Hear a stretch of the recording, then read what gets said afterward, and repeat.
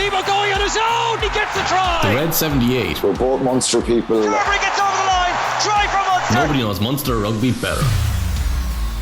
Hello and welcome along. I'm Alan Quinlan and you're listening to episode 47 of the Red 78 on the Rugby channel. And with me as always is Niamh Briggs. How are you, Niamh? Good, Quinny. How are you? I'm good. Yeah, it was a positive weekend for Munster. Pretty nerving. I think we spoke about it last week. Both sides, their need to win was probably very, very high. Munster's probably a little bit greater than Connacht's, but Connacht fans would still argue that it was a very much a must-win game for them as well, given where they're in the table. Munster got a bonus point win. It was nervy at times. There was some mistakes, some issues, of course, when we talk about that, with a view to being away to Edinburgh on Friday night, a 6-day turnaround, which is a little bit tricky. And then Munster have 8 days before they play Toulouse. So tough week for them because it was a pretty physical game. As always, we want you to be involved. You can tweet us at Rugby Channel or either at our personal Twitter handles. I put a tweet up yesterday just looking for, people's views of how they thought the game went, their observations, where Munster need to be better. I'm sure the responses were pretty good because, it's been a tough season so far, but it was a positive result. What was the reaction like on Twitter? Yeah, look, I think kind of all very similar in relation to the fact that Connacht and Munster are now a very big rivalry, probably more so than Leinster, which was what we spoke about kind of before in relation to, we spoke about it before the first game. But yeah, look, Dave Park's really happy to get the win. Connacht feels more like a rivalry than Leinster nowadays. Lots of mistakes. The ref didn't have the game, but a bonus point win is all you can ask for. Hopefully we can keep building now. Liam Sheehan, we wouldn't have won that game a few weeks ago. Scrum wasn't pretty in the first half, but it was invaluable learning for an inexperienced front row. The backs seemed to move better with Crowley and Carberry. Why wouldn't we won that game a few weeks ago, Niamh? Yeah, I kind of agree. I think that a couple of things. So I think confidence, belief in the process is huge. I think that's kind of started to shift over the last few weeks, so you can start to see it. I also think not that they weren't trying previously. I just think things are kind of clicked in relation to belief in themselves, belief in each other. I think that Porky Queeve game is huge in relation to that confidence within the group. And so, yeah, I do think. What do you think? Yeah, I think what they're saying, what he's saying there is that maybe it's down to the confidence and some of those passes sticking and the body language, work rate, all like that. I think the more they've gone on, Munster have looked a little bit sharper in what they're trying to do. They've looked fitter, a little bit more cohesive. Before in the league, before the weekend, they'd use 57 players. So it's a huge amount of chopping and changing for various different reasons.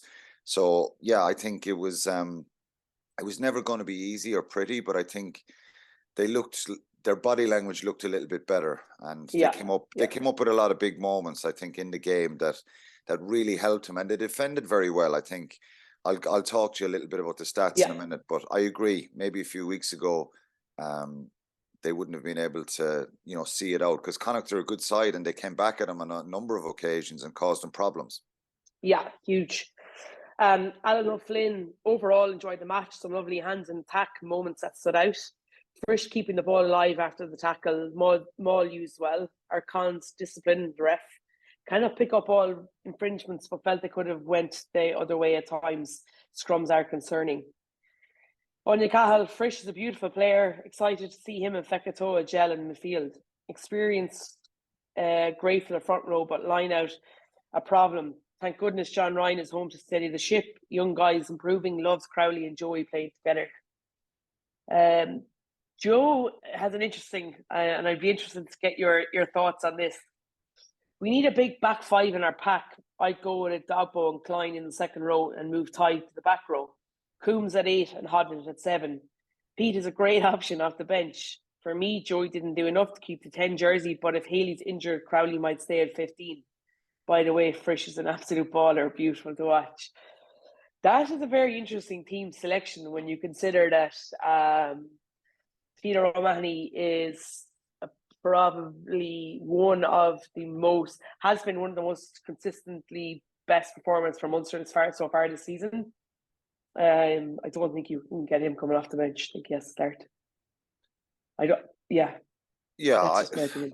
It's I think if they get more players available, and obviously when you get to a point where RG Snyman is hopefully back, dare I say it, we start talking about RG Snyman playing and putting on the jersey. We've seen so little of it.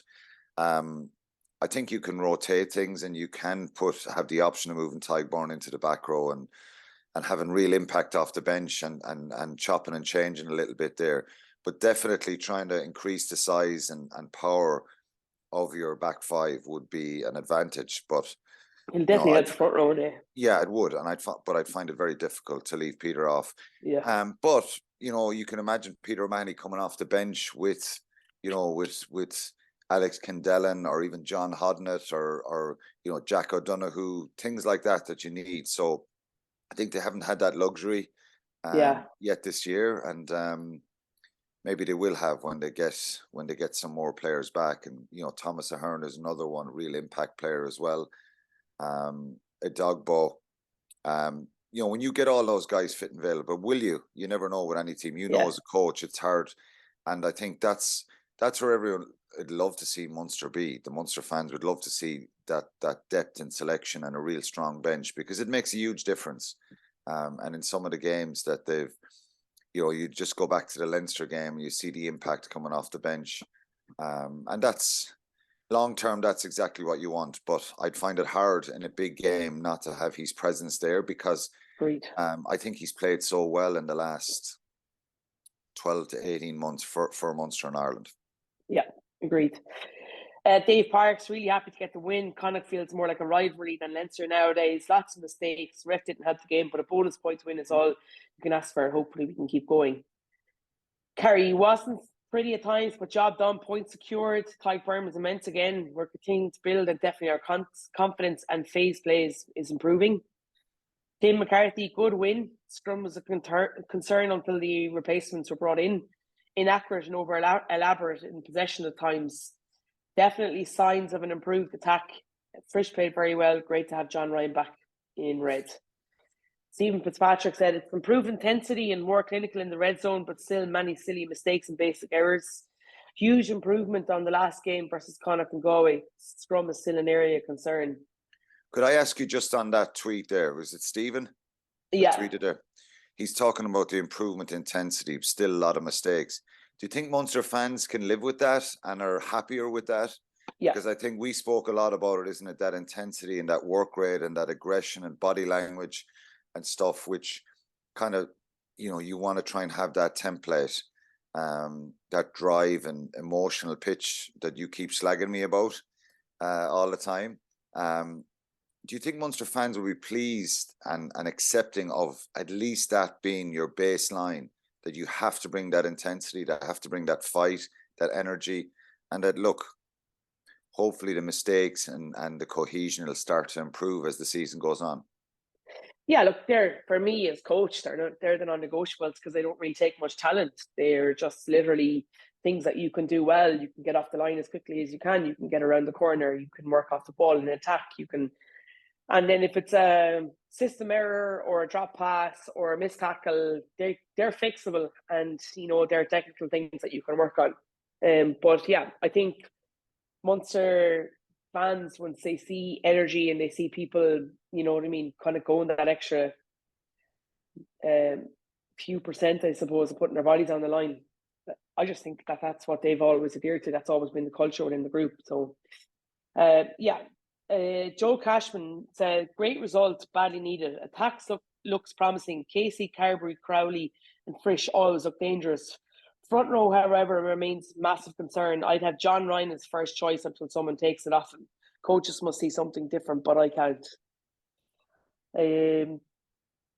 Tom Lundergan, delighted, huge improvement against Connacht since 7 weeks ago. a huge confidence building brick for the squad going forward. We have enough in our group to take Edinburgh apart on Friday. Just need to have a savage game head on all of us. Desmond O'Sullivan, a much needed win. The pack was excellent once we secured ball inside opposition 22. Line out accuracy and options were a big issue that could have cost us. Joey had a fine game as the Crowley at 15. Frisch looks a real addition with their footwork in midfield. I'm just going to jump straight out of these. They're all pretty much the same. The thoughts, questioning on Joey staying at 10 and Crowley going to fullback or vice versa. But John in Cork, really interesting email in this morning. He wanted to ask our opinion. Look, it's long, but I'll just give you a quick kind of an overview. So talking about team selection for this weekend against Edinburgh. So it's 6-day turnaround, which you've already said. Following week is Toulouse. Normally you'd think, okay, Edinburgh, we can rest a few of our frontliners, but yet momentum is huge within this group now off the back of the last couple of wins. Do you keep the same group going, albeit everybody's fit? And if not, then, you change whatever obviously has to be changed. Or do we rest a few knowing that Toulouse in 8 days' time after that is huge at home in Thomond Park? It's an interesting dilemma. I don't think they can afford to lose this game. I think he makes a really good point.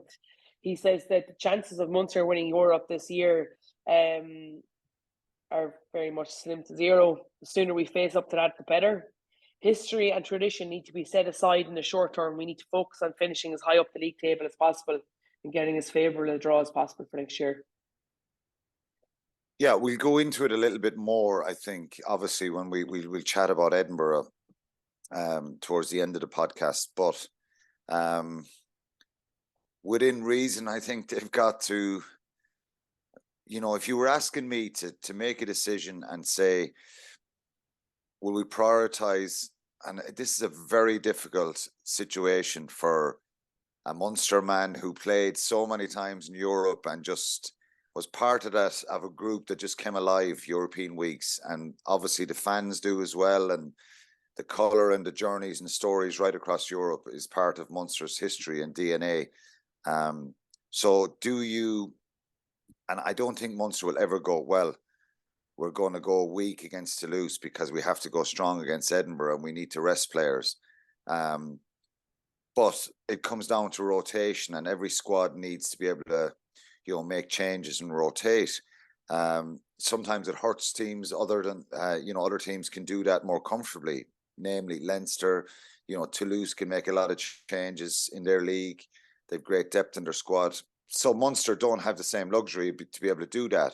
So I just think you can't be looking 2-3 weeks down the line. Europe is very, very important.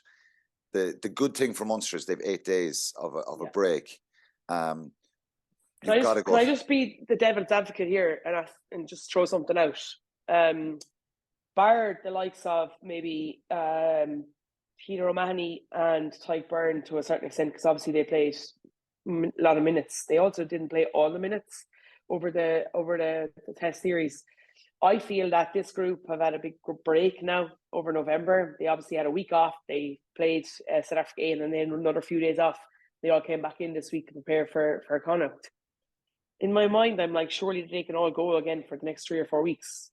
No? Would you not think that? No, I would. And someone like Tyke Byrne is the one Irish international that stands out. He was involved in all match days. He was involved in all 3 of the internationals. But Tyke Byrne didn't start, had a bit of a later start to the season because of injury, and hasn't a huge amount of games played this season.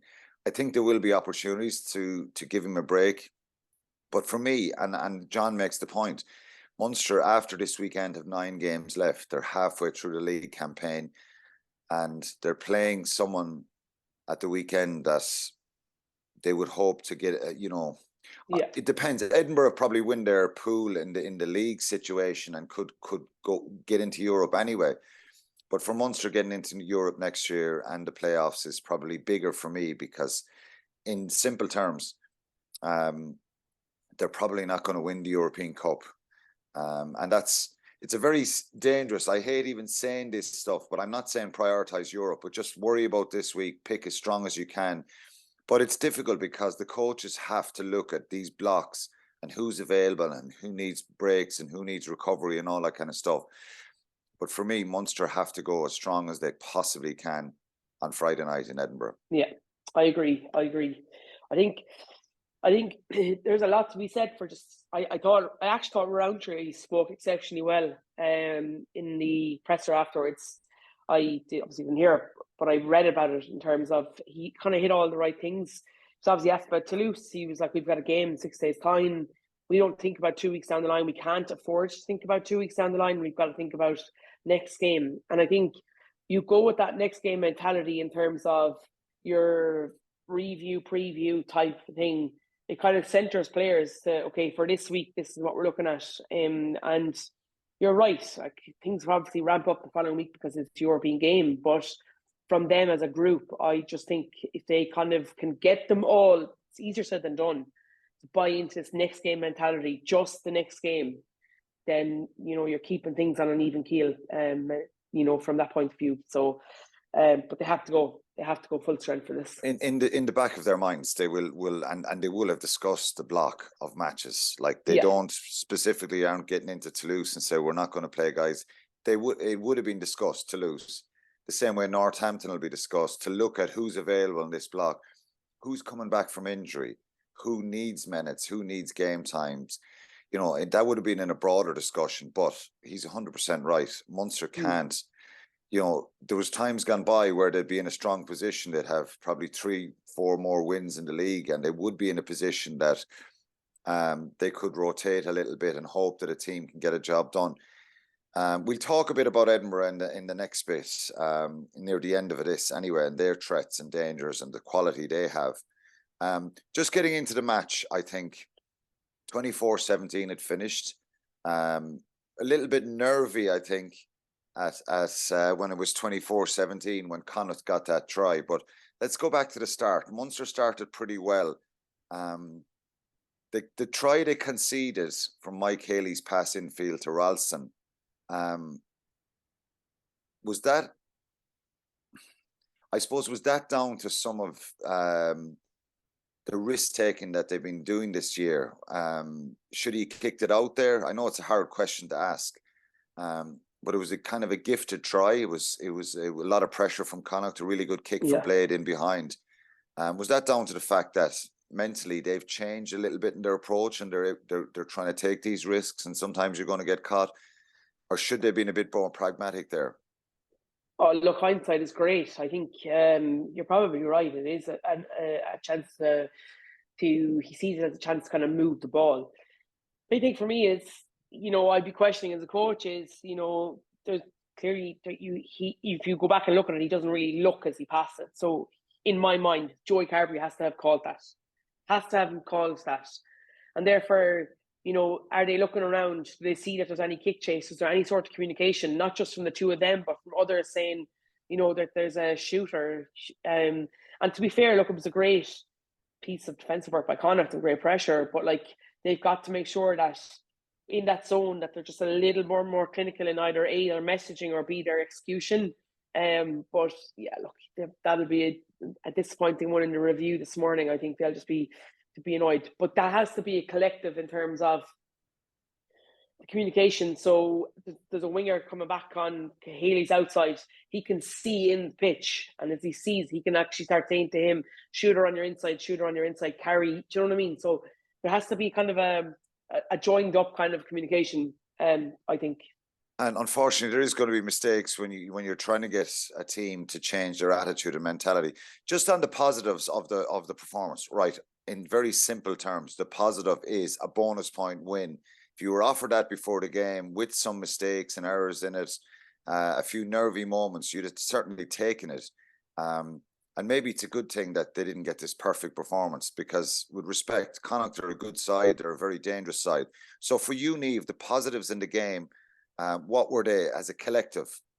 So the 4 tries, we've not seen them score a huge amount of tries this season. So 4 tries. One other game, the Bulls, they scored a bonus point win. So that's the second bonus point win. Brilliant. That's a positive.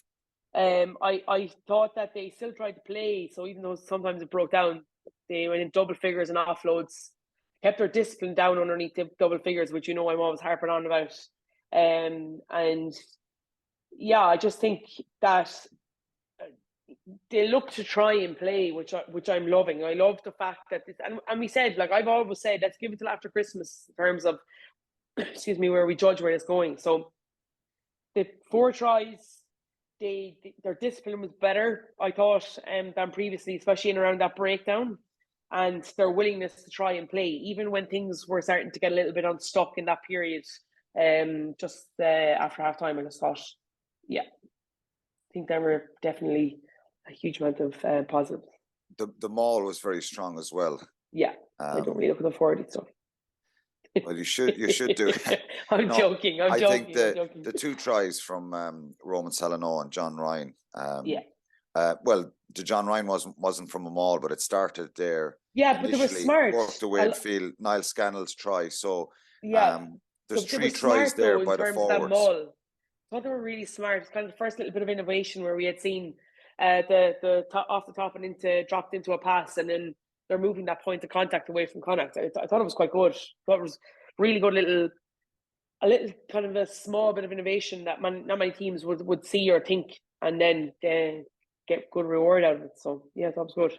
Before the Niall Scannell try, Munster had a penalty that kicked into the corner when I thought there was maybe should have a shot at goal, but they kicked to the corner and they're pretty brave in what they're doing.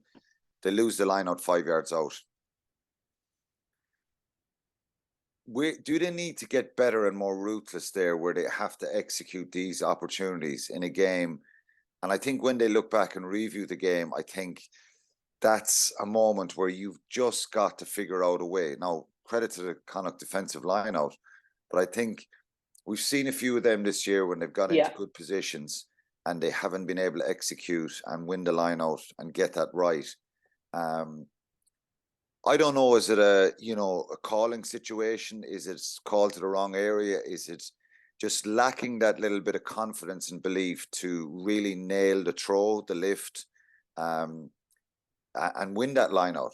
Because in tight games, you may only get 1 or 2 chances a game like that. And I just thought that was a negative for me, that one. I know it seems harsh that I'm picking that one out because they went back in there a few minutes later from the penalty and scored the maul from Niall Scannell. So they did it a couple of minutes later. But sometimes you don't get that opportunity again, Niamh. And it's really, I just think some of those moments sum up maybe where we're at the moment.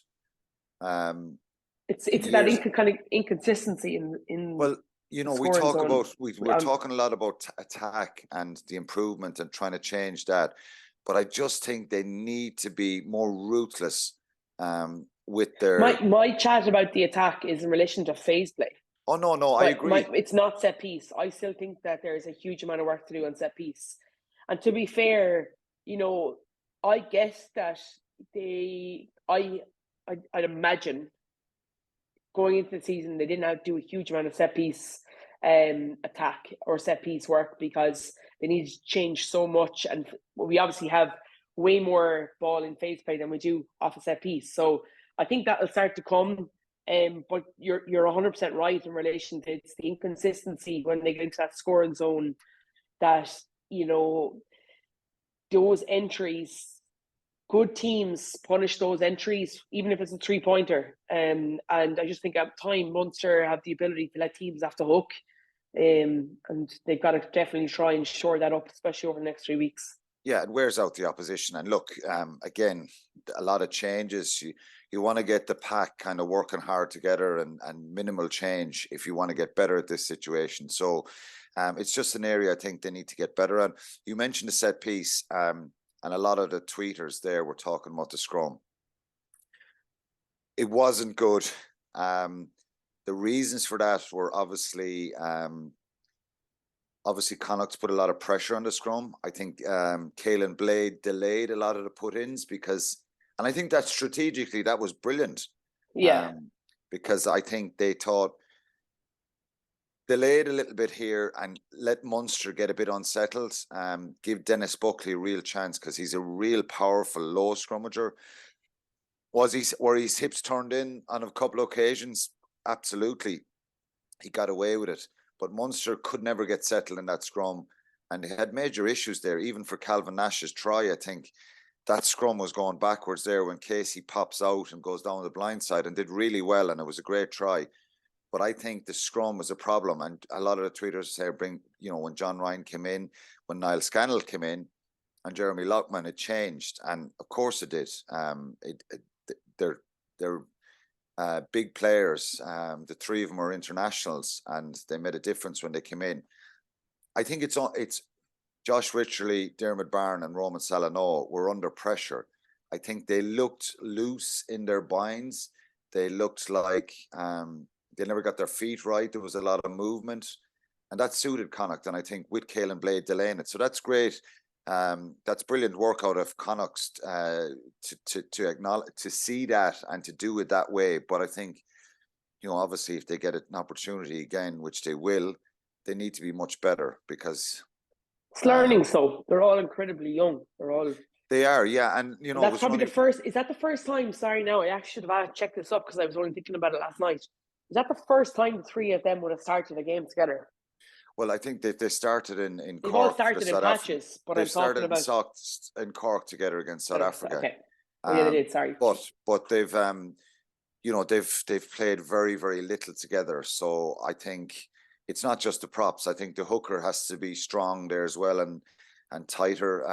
But John Ryan has come back, and a lot of people were giving out about him being released in the first place and allowed to go. And he is a strong scrummager, and he's someone who has done a great job scrum-wise over the years for Munster. So that's a downside because, I think Connacht got 3 or 4 penalties there, free kick, and it really kind of put the pressure on Munster. I think they can be much better. They probably need more help and assistance. There's a lot of movement of feet, and it technically and strategically been a bit cuter as well, because Dennis Buckley has he caused a lot of tight heads problems. If he's allowed to kind of get in a strong position there, he can bore in a little bit. I'm not saying all his scrums were illegal, but because he's a really good player and I think he's very, very powerful. But Munster were a little bit naive there, and they weren't cohesive as a unit, and it's a negative, and they've got to get that right. Just before we finish on the performance, I think one of the big positives for me, and I touched on it a little bit back, Niamh, was the big moments in the game.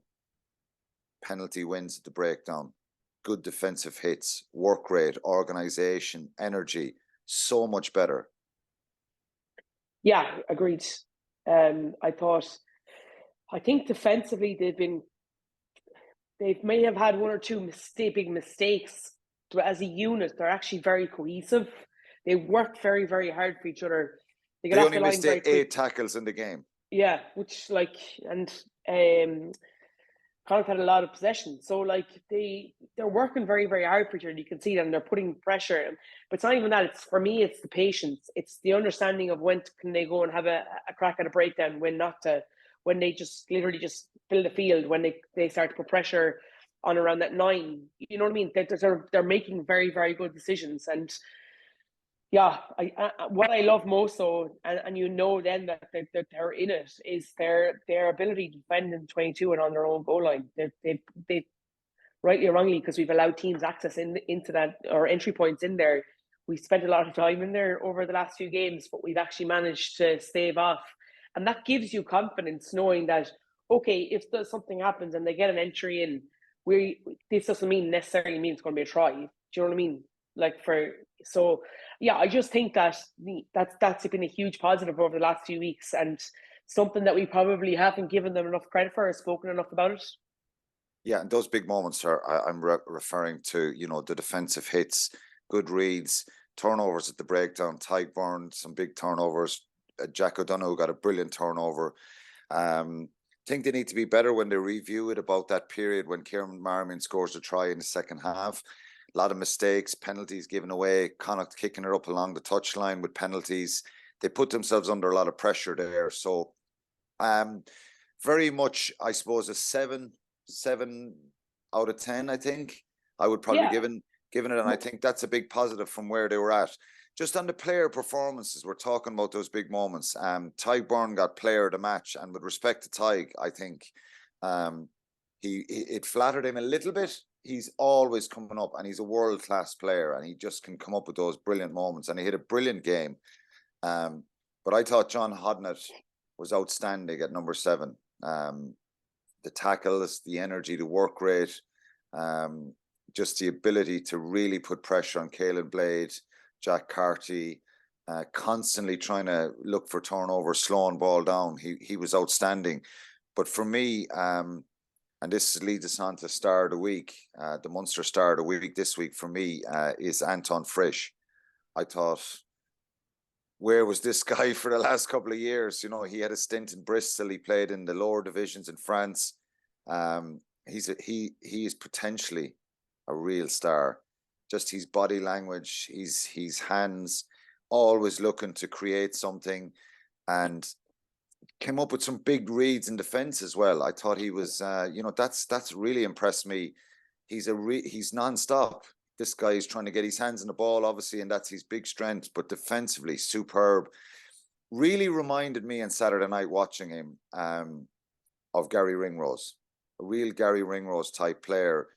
Like Ringrose's work rate is through the roof, and his defensive game has improved so much over the years that he's just, the reads he makes, the pressure he puts on the ball carrier. I'm not saying he's at that level yet, but I think he has the potential to really grow, and he's exciting. And I thought he was the star he's the star of the week for me. Yeah, completely agree. I feel like it's something that we've been crying out for a very long time. I think a ball playing centre, in terms of along the lines of a pokey Maffey type thing where it can carry incredibly hard and exceptional footwork in that tight, but also has the ability to go to the line and throw a pass. And he's only going to get better, which is brilliant. He's only going to get better because he only played this the second game. He came in with an injury and then had another one after the emerging tour. So he's definitely going to get better, and he's like, you could tell things changing when he gets the ball. You can hear the crowd almost willing that kind of star, X factor type of a pass or whatever, but does the basics really, really well. His line speed's incredible, and shoulder contact in his tackle is good. Yeah, defensively, maybe 100% like Ringrose. I just think he's a big guy. He offers us something as well in terms of our ability to get the ball to the width. And I think now we're starting to see that in relation to, Calvin Nash, Shane Daly getting ball into their hands, which you wouldn't have been really used to doing for the last few years. So, look, it's great. Like Severalty and Conway to come back in there as well. You just know that winger 15, 13 kind of axis can be really, really strong for us. And I thought someone who's benefiting from him there, and you talk about confidence, self-belief, is Rory Scannell. I thought he played really well. Yeah. And looks so much sharper. He's a brilliant player. We haven't seen enough of kind of moments in games from him. And I thought he was really good the other night. He looks a lot sharper and fitter. There's no Malachi Fekito in the squad the other night. So he's someone, that centre partnership there worked really well against South Africa and the other night. Just on other performances, someone mentioned at the start, and we'll be brief on this, Joey Carberry, Jack Crowley, that debate. I thought Joey Carberry played well. Had some mistakes, and I think there is a little cohort of people who are trying to say, well, Jack Crowley should be in there ahead of him. I think Joey Carberry is still a wonderful player. Always keep using the word consistency of playing matches, not about his performances, because but he just needs to play games. Jack Crowley came on at full back for Mike Haley. But is there anyone else that stood out there? I thought, for me, Kendellan was good as well. John Klein, work rate through the roof again. So a lot of players there can be really pleased with their efforts. For you, anybody else stand out? Yeah, I'm loving the fact that we're trusting young players in these big games. Like I just love Shane Daly. I love Calvin Nash. I love the fact that the confidence they're getting now from knowing that if they continue to play well, they're going to continue to be selected, irrelevant of what's going on around them. I wonder too, you know, if Haley hasn't recovered from his head injury by next Friday. I'm not sure, did he fail a HIA? I haven't seen an injury report. If he has, he's definitely out, because I don't think he can turn it around in 6 days. Therefore, do you start with Crowley and Carberry there? It gives you an option then to bring Ben Healy too. I'm not sure, but I'm just liking the fact that they're starting. It's not really about individual players for me. I just think we're starting to see them have the courage and the ability to be able to play. And while there will be mistakes right now, think about this time next year, you'd like to think that they're going to be a much, much better unit altogether. Yeah, okay. It was a positive review. So obviously there's some issues there, but must have been difficult for you. Not at all. No. It makes it way more easier when we can talk about the positives and a bonus point win. That's the biggest positive of all. You're always going to have certain things in a game, but Munster missed 8 tackles in the game. Ireland beat Australia last week and missed 27. So sometimes it can skew the way the game goes, but like that's so much better. Scoring the 4 tries, because I suppose after the 7 matches on tries scored, Munster were 16th. They'd only 13 tries scored. So they're now, you know, they've now 17 tries scored in 8 matches, which is much better. Defenders beaten 13, which is a decent number, and 10 offloads. So there's evidence there all along of being more ambitious, trying to take risks, taking chances. Sometimes it can hurt you. And one of the big things you mentioned was the penalty count. Having that under 10 is it helps a lot. Munster gave away 8. Connacht gave away 11. Some comments online about the referee, Gianluca Gianecchi, the Italian referee. I think it's very important to say that he's a young referee. He's pretty inexperienced. He's trying to make his way here, and he made mistakes for both sides. I think Connacht fans could easily say, well, there were certain things in the game that they were unhappy about. I think Munster people could say the same. So I think there was a couple of things in the game that you could pick out for both sides, that there was mistakes there. But overall, I think Munster deserved to win the game. And I think, you know, Connacht would acknowledge that probably as well. And they're probably a bit disappointed in their review that they're doing. Just final part of the podcast is moving on to Edinburgh. So Edinburgh are beaten by Benetton at the weekend. They are position in the league. Fifth in the table. They're 5th and Munster are 9th. I think there's 6 points. They're on 23 points. So they've played 4, lost 4. Munster they've won 4 and lost 4, played 8 games. Munster have won 3 and lost 5 on 17 points. So there's 6 points between 9th and 5th. How difficult is it going to be going to Munster? Because number 1, they've lost a game. And number 2, I'll just rattle off some of the names that they'll possibly be bringing back into their squad. Hamish Watson, Grant Gilchrist, Jamie Ritchie, W.P. Nell, Darcy Graham, Buffelli, the Argentinian fullback, Blair Kinghorn. A lot of internationals to come back in for them. So this is a really difficult one. And we'll go back to the point that was made at the start with John's email about selection. I'm going to say this to you. Well, even if Munster play their best team, are Edinburgh still too strong for them over there? Yeah, it's going to be a difficult match, I think. Edinburgh different. They're just kind of a bit like Munster, I suppose, kind of inconsistent season in terms of, I expected them to win that game last weekend, given the 2 teams. Benetton went down to 14 men very early in the first half. And Edinburgh will be raging that they didn't win that game. But then the likes of, the internationals that come back into that squad, I just think it makes them very strong. But I do like the fact that Munster have got momentum. Edinburgh don't. I like the fact that that's Munster a really important point, Niamh, I think, and you've hit the nail on the head there.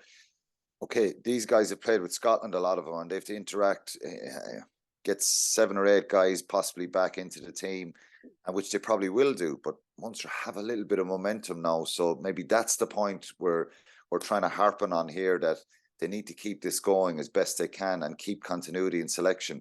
Keith Earls may be back, which would be a big boost. I think Andrew Conway is pretty close as well. Liam Coombs, there's a few more players coming back in the mix, and that kind of adds to the, that little bit of strength and depth that they'll need.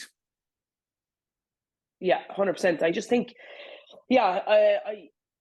God, if Keith Earls back, that'd be huge for the group. I think somebody like him, his communication in the back three would be brilliant, especially if Healy doesn't make it. And I just think, I think Munster need to understand and have that belief in terms of, hey, we've done really well in the last 3 or 4 weeks. We're starting to build momentum. What we're trying to do is good. Yes, keep sticking to the process. Yes, we'll keep tidying up in little parts around opposition entries into our 22 or our consistency in an opposition 22, or, if the attack breaks down, they're all small little fixes that you can continue to work on every week. But I just think the little bit of splatter of young players in this Munster group, the likes of the Hodnitz, Kendellans, Calvin Nash, they actually don't really have any fear, which I like. So they just go and they just go hard. And I just think that that's what they're going to need this weekend. For me, they're going to need to get their set piece right, particularly that scrum. It's got to be, rock solid, at least getting parity there, and then they can play a little bit and, be physical. It's an opportunity to go there. And I think there's so much to gain from Munster possibly getting a result here. I think we both acknowledge it's going to be a very difficult task, no matter what team Munster pick. It's going to be a very difficult task because at home, Edinburgh are very, very strong. They're a physical side and they have a lot of the Scottish national team playing for them. So it's a real tough task. And, that's followed on by Toulouse the following week in Europe, Northampton away, Munster, Leinster at Christmas and Stephen's Day. Then they're away to Ulster and then home to the Lions and then Europe again. So it's an intense, hard run, and we're edging for continuity and selection in the same team, possibly, or close to it going out on Friday night. But obviously, the Munster coaches will know what's coming up in the next few weeks. And there were a few knocks as well, so we've got to make sure they're okay. For sure. Yeah. So, well, that's it for episode 47. All wrapped up. To make sure you get your podcast straight to your phone every week, so search for the Red 78. Get in touch with your thoughts. You can tweet Niamh or myself, or send us a message at Rugby Channel 15 on Twitter or on YouTube. And as ever, we'll see you next week, Niamh. Hopefully it'll be a positive result. It's week on week. They've got better, and hopefully they can continue that little bit of momentum. But it's a very difficult task on Friday night away to Edinburgh. Thanks again. Thanks, Connie. The Red 78 with Alan Quinlan and Niamh Briggs. Nobody knows Munster rugby better. I'd like to think I know a lot.